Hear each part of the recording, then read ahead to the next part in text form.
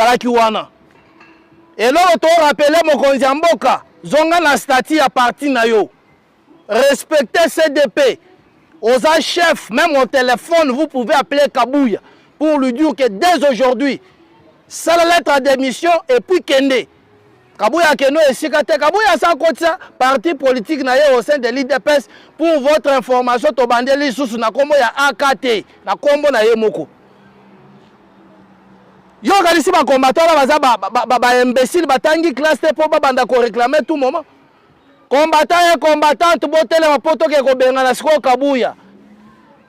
tozoke makambo na ndenga kisango bozoke na ndenga moko boye ya komebisa Kabouya bibero Kabouya il faut ko benga na ye lokola mwana nguba na matanga il faut ko saboter ye muto afingisi ba combattant muto a craché na mémoire héros national était titulaire de Mulumba.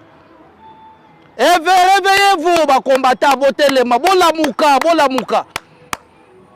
Fati omoni babilo mususu ezoko meno lelo ba Nicolas Kazadio soutenant bango bakomi ko finga yo bakomi ko exposer na ba réseaux sociaux